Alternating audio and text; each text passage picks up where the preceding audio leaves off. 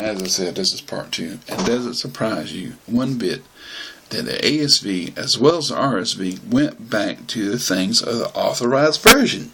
Why did it do that? Because they know that they were wrong. And the authorized version has the better translation, is the better translation of the Holy Scriptures. Bar none, par excellence. And it's amazing. I'm amazed that this said it, and I'm amazed that this is saying it, and I'm amazed what yet the NASB and the ESV has to say about it. I really am. I can't wait to read the preface. I can't wait to read them to you and let you see that just with the ASV and RSV, that there are a lot of indications, a lot of pointing. Hey, this was a great Bible. It was a prose of English language. You know, it was the English literature. This is the best book in the world for English literature. But they want to replace it, and they find that they can't replace it. It's still on top. All these other versions have went out of print except for the NASV and the ESV and all the rest of them. And in time, I bet you, in time they'll go out of print and something else will replace it. But you know what? The King James Version is still here. It's still going strong. And every preface, it seems like they'll acknowledge it. And they'll put a little bit back in there of the King James Version, the authorized version. But they won't restore it. If that were the fact, and just like I said here, they had to copyright this. So, as to changes wouldn't be made by unscrupulous people, uneducated people couldn't make changes or to their standard. So that's why they copyrighted it. So let me go to here real quick, and it says, because of the unhappy experience with the unauthorized publications in 2 of the decades between 1881 and 1901, which tampered with the text of the English Revised Version, it is the supposed interest of the American public. The American Standard Version was copyrighted to protect the text from unauthorized changes. There you go. In 1928, the copyright was acquired by the International Council of Religious Education and thus passed into the ownership of the churches in the United States and Canada, which were associated in this council through their boards and educations in publication. Boards of Education publication. There you go. I bet you take a Bible to anybody in these schools, they won't take the authorized version, King James. They'll take anything in but that. Okay, so I'm going to go ahead and finish up this page and the next page. And that should be it. Alright, because I was supposed to go to bed and I didn't. Gotta get this out. To the 4 consonants YHWH of the name, which had come to regard as too sacred to be pronounced, they attached vowel signs indicating that in its place should be read the Hebrew word Adonai, meaning Lord, or Elohim, meaning God. The ancient Greek translators substituted the word Kyrios, Lord, for the name. The Vulgate likewise used the Latin word Dominus. The form Jehovah is of late medieval origin. And a combination of the consonants of the divine name and vowels attached to it by the Masoretes, but belonging to an entirely different word. The sound of Y is represented by J, and even I actually, and the sound of W by V, as in Latin. For 2 reasons, the committee has returned to the more familiar uses of the King James Version. Crazy, isn't it? Not really crazy, but is it no doubt ASV, not RSV, is doing the same thing? 1, the word Jehovah does not accurately represent any form of the name wherever used in Hebrew. And 2, the use of any proper name for the one and only God, as though there were other gods from whom he had to be distinguished, was discontinued in Judaism before the Christian era and is entirely inappropriate for the universal faith of the Christian Church. Here we go. The King James Version of the New Testament was based upon a Greek text that was marred by mistakes. Oh my goodness. Containing the accumulated errors of 14 centuries of manuscript copying. It was essentially the Greek text of the New Testament as edited by Beza in 1589, which closely followed that published by Erasmus 1516-1535, which was based upon a few medieval manuscripts. The earliest and best of the 8 manuscripts which Erasmus consulted was from the 10th century. This is the Textus Receptus he did. The received text, Erasmus. And he made the least use of it because it differed from most commonly received text. Just like I said, received text. Beza has access to 2 manuscripts of great value, dating from the 5th and 6th centuries, but he made very little use of them because they differed from the text published by Erasmus. That must tell you something. We now possess many more ancient manuscripts of the New Testament and are far better equipped to seek to recover the original wording of the Greek text.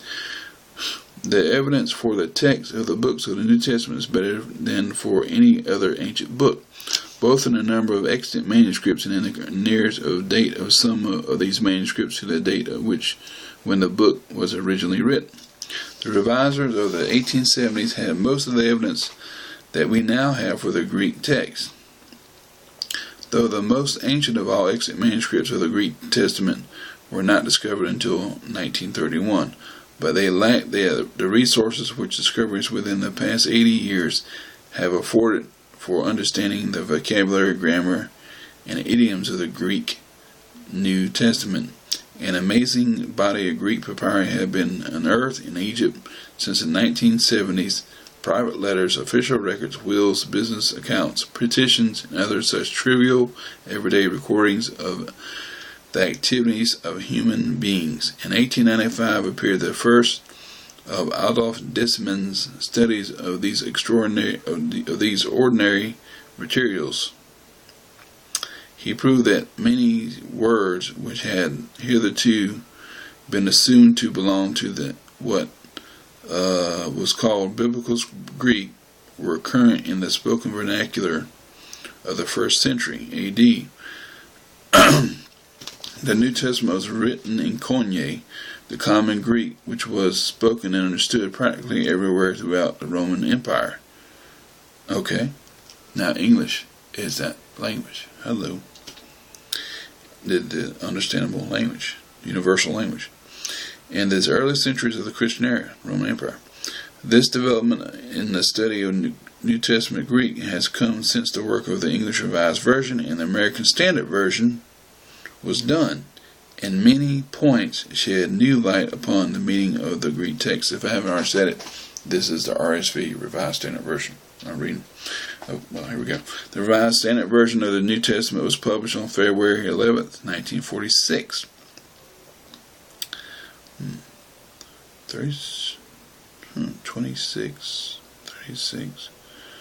26 years before my birthday. February 11th.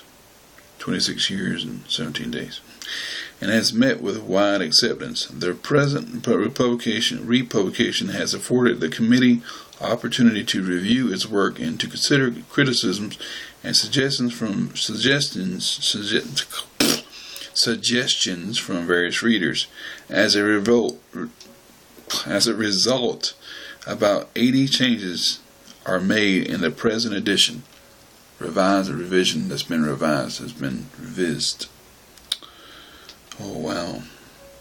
Most of these are in the interest of the identical rendering of identical Greek in parallel passages, especially in the synoptic gospels, or in the interest of consistency in handling the textual evidence. The words sanctify and sanctification have been restored in some passages to preclude mistaken inferences that have been drawn from their replacement by consecrate and consecration, and to agree with our retention of the term sanctified in the Old Testament. Some additional notes offer alternative readings, and in some cases a word or phrase is changed in the interest of greater clarity or felicity. Examples of such changes are in Luke 24:28, John 8:53, 11:50, 17:2, Acts 17:28, 1 Corinthians 4:5, Philippians 1:7-2, 1:7, 2 Timothy 3:8, 1 John 3:10. A major reason for revision of the King James Version, which is valid for both the Old Testament and New Testament, is a change since 1611 in English usage. Whatever. Many forms of expression have become archaic while still generally intelligible. The use of thou, thee, thine, and thine, the verbs ending ist and etst, and the verb endings ith and th. It came to pass that whosoever, whatsoever, insomuch that, because that, for that, and to, howbeit, peradventure, holden, aforetime, must needs, would fain, behoove, to you word, etc. Other words, they are still words we still use today. Pray tell. I remember doing the South, hearing that a lot. Pray tell me this.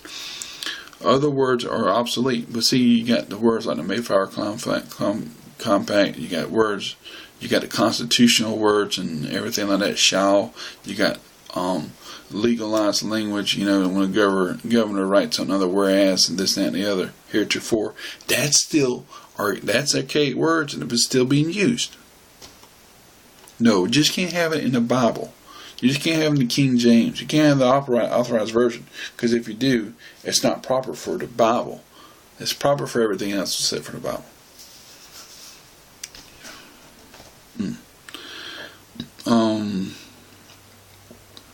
Okay, where am I at? Other words are obsolete and no longer understood by the common reader. Oh, hello. You're wrong. You're wrong in 1946. You're wrong now. The greatest problem, however, is presented by the English words which are still in constant use but now convey a different meaning, like gay. It doesn't say that here, but I'm saying it. My definition. From that which is they had in 1611 and in the King James Version. These words were once accurate translations of the Hebrew and Greek scriptures. Oh wow, did they say what I thought they said? These words were once accurate translations of the Hebrew and Greek scriptures. Wow. Duh, you think? But now, however, having changed in meaning, they have become misleading. Really? They no longer say what the King James translators meant for them to say. No, they still say it. And they're wrong in this period. They still say it, but it's us today who want to change it into something else. We want to translate it, and the word they had stuck for close to 400 years at that time, 340 years, and now all of a sudden they change this quick, this fast, and over 3 centuries, up into 4 centuries. No, it's us, it's people who do it, not the language itself. People make the language up. And try to improve the language, just like they're trying to improve the Bible. The King James Version uses the word let in the sense of hinder, prevent to mean proceed, allow in the sense of approve, communicate for share, conversation for conduct, comprehend for overcome, ghost for spirit, wealth for well-being, allege for approve, demand for ask, take no for thought, for being not anxious, purchase a good degree, for gain a good standing, etc. The Greek word for immediately is translated in King James Version not only by immediately and straight away, but also by terms anon and by and presently, because it's telling you more about your words, the English language. Oh my. There are more than 300 such English words which are used in the King James Version in a sense substantially different from that which they now convey.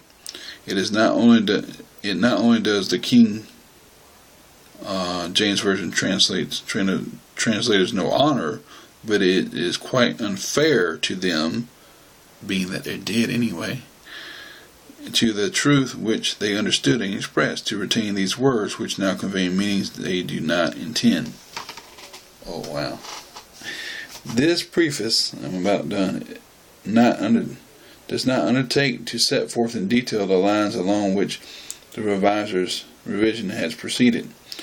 That was done for the New Testament in 1946 in a pamphlet entitled An Introduction to the Revised Standard Version of the New Testament, written by the members of the New Testament section. It is done for the Old Testament in a similar pamphlet, An Introduction to the Revised Standard Version of the Old Testament, written by members of the Old Testament section. Both pamphlets are designed to help the general public to understand the main principles which have guided this comprehensive revision of the King James and American Standard Versions. All the reasons which led to the demand for the revision of the King James Version in the 19th century are still valid and are even more cogent now than then. We have a freer charter than our predecessors in the 1870s in that we have not been required, as they were, to limit the language of the English Bible to the vocabulary of the Elizabethan age. But we hope that we have not taken undue advantage of that freedom. I think you have. The Revised Standard Version is not a new translation in the language of today. It is not a paraphrase which aims at striking idioms. It is a revision which seeks to preserve all that is best in the English Bible as it has been known and used throughout the years. It is intended for us in the public and in private worship. It is not merely for reading and instruction. We have resisted the temptation to use phrases in our merely current usage, and have sought to put the message of the Bible in simple, enduring words that are worthy to stand in the great Tyndale King James Version. We are glad to say, with the King James translators, truly, good Christian reader, we never thought from the beginning that we should need to make a new translation, nor yet to make of a bad one a good one, but to make a good one better. The Bible is more than a historical document to be preserved, and it is more than a classic of English literature to be Christian, cherished, and admired. It is a record of God's dealings with men, of God's revelation of Himself and His will. It records the life and work of Him in whom the Word of God became flesh and dwelt among us. Oh, well, what's His name? Of whom? Him of whom? They're not saying Jesus here right now. The Bible carries its full message, not to those who regard it simply as a heritage of the past or praise its literary style, but to those who read it, that they may discern and understand God's word to men. The word must not be distinguished in phrases that are no longer clear, or hidden under words that have been changed or lost their meaning. It must stand forth in language that is direct and plain and meaningful to people today. It is our hope, our earnest prayer, that this Revised Standard Version of the Bible may be used by God to speak to men in these momentous times, and to help them to understand and believe and obey His word. So that is that. 2 down, 2 to go. So, just like Koine Greek can change. So, Koine Greek can change. It changed. Now there's no Greek like the Koine Greek in which you can understand. I don't think, if you took the Greek today and you try to look at, this is a lot different than the Greek of yesteryear. So, basically, God used this English language, and other translations have been made off of this English language based on our authorized versions. You go out to other people, and it has stood the test of time. But yet people are trying to change it. Like gay from happy and joyful to homosexual to effeminate. God has a bigger and better plan. Why not get on the boat? Yeah, anyway. Hope you enjoyed it. 2 more to go.